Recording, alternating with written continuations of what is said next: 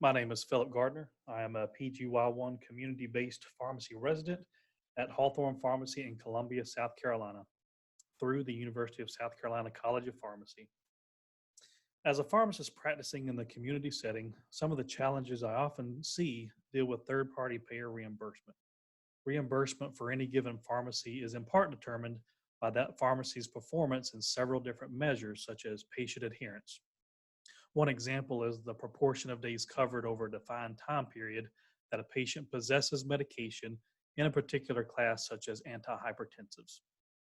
Pharmacies can view their performance scores online by accessing a platform known by its acronym EQUIP. Maintaining high performance scores can do two things. Number one, it can increase a pharmacy's chances of being included in Medicare plans. And number two, it can increase reimbursement by decreasing DIR fees. The purpose of my research was to determine which strategies are most effective at increasing a pharmacy's performance scores because little has been published on this topic.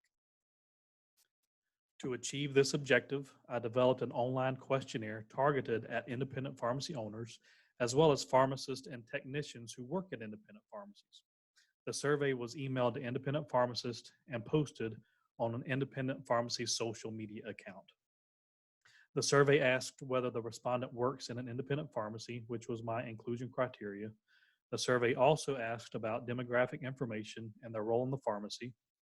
It asked to rate their knowledge of CMS star ratings and performance scores, and then asked for their pharmacy's current performance scores in select categories as those seen here.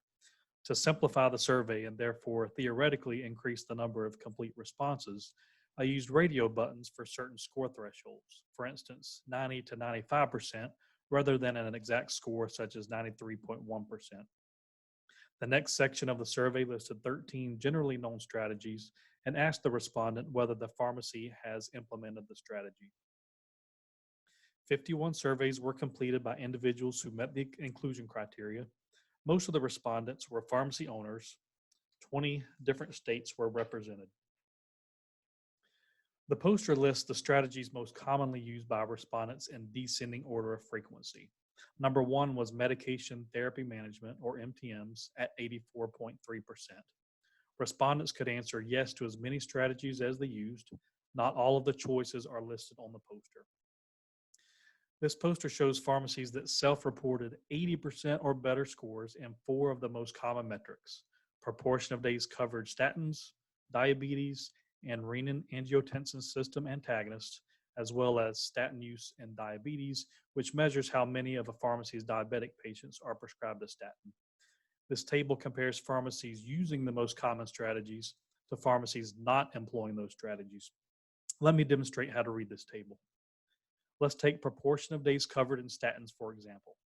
Of the pharmacies using medication therapy management, 79.1% of them reached an 80% or better score in proportion of days covered statins, compared to 50% of the pharmacies not using medication therapy management. For another example, let's look at appointment-based medication synchronization and apply it to proportion of days covered diabetes. 83.3% of pharmacies who said they offer this strategy reported reaching that 80% score threshold.